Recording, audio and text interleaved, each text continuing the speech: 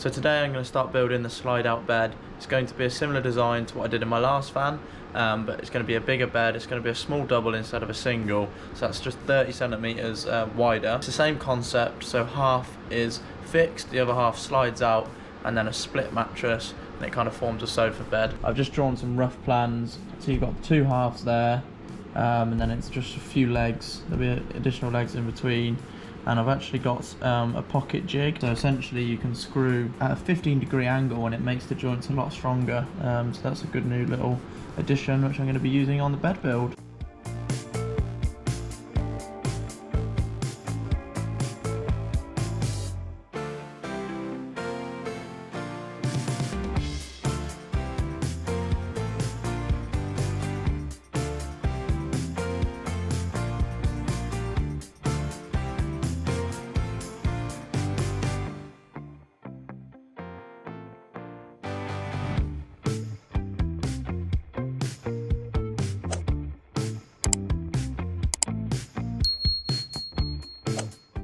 So I've built the top frame, which you can see here now, which will obviously be laid flat like that up against the wall.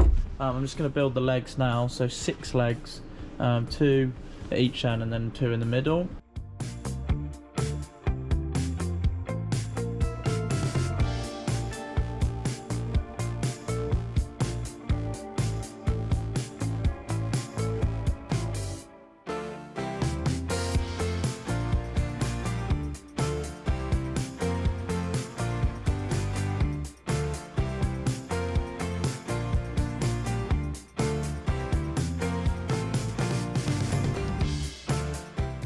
Here's how the frame is looking currently. The pocket holes looking really good, makes them so much more secure. I'm really happy with it so far. Just going to put in 2 central legs and then we'll look at building the sliding out frame as well.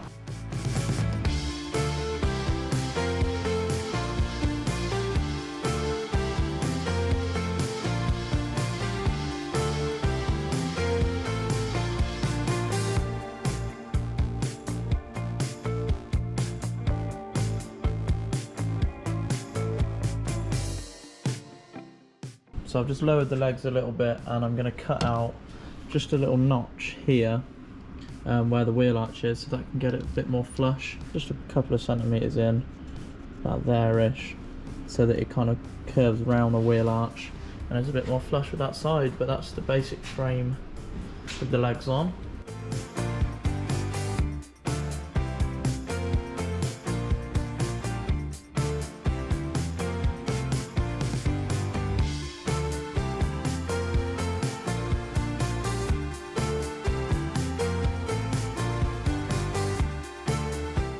So I'm going to build the sliding piece now, so it'll be on this side, same length, 3 legs, and it's what the sliding battens will attach to. So I just need to cut the long length and attach the 3 legs, and then I can start to put the slats on. I've cut this notch out here, which you might have seen, to kind of groove around the wheel arch, so that works fine.